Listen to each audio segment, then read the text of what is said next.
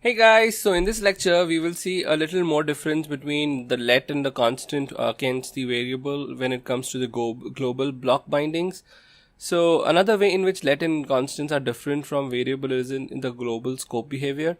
When variable is used in global scope, it creates a new global variable which is the property of the global object, which is window, or that is the browser as we say.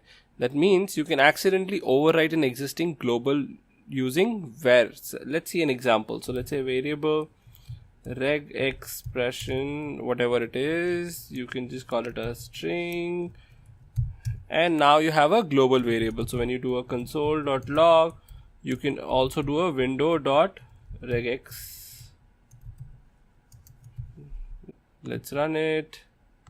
Let's open the console, let's run, and you can see hello out here. So let's recreate variable regex x equals to hi, and let's just do the console log of the same thing again, and let's see what happens. Let's clear this, let's run, and you see both. In this scenario, regexp is being updated with the value hi.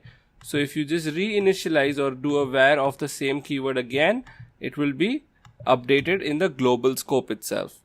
Now, if instead of variable we use a let or a constant in the global scope, let's say for example let x is equals to hello, and then we can just do a console.log of x, and we can try and do console.log of window.x. Now let's clear this, let's run this, and you'll see undefined, which means let only defines it in the current scope, but it's not a global object. So if you instead use let or constant in the global scope, a new binding is created in the global scope, but no property is added to the global scope. That means you cannot overwrite a global variable using let or constant, you can only shadow it. Now let's see the same example with the constant. So instead of let, let's do this constant. Instead of this, let's do this y, and let's see. So you'll see undefined. Now you definitely cannot update the constant, but for x, let's say you try to do an x is equals to hi in this scenario, and you run this again, and you will see a syntax error because identify x has already been declared. So you cannot declare it, you can only reinitialize it, which is like this, and then it becomes a hi. Now coming on to the best practices for block bindings. So when ECMAScript 6 came in, there was a default widespread practice, or probably a norm, that instead of variables start using let.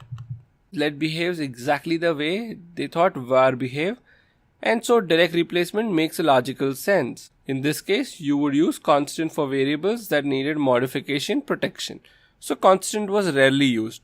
However, as more developers migrated to ECMAScript 6, an alternate approach gained popularity, which was use constant by default. So whenever you declare a variable, rather than declaring a variable, you always use a constant. Always you declare a constant, and then you start your declaration and initialization versus a variable.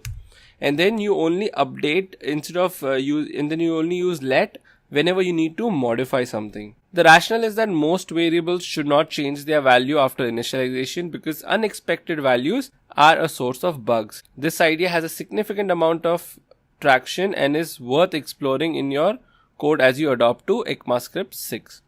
So in summary, let and constant block bindings introduce lexical scoping to JavaScript. These declarations are not hoisted and only exist within the block in which they are declared. I think that was good enough lecture on let and constant. I hope you can practice a little, and let me know if you have any questions in the comments or the QA section. Thank you.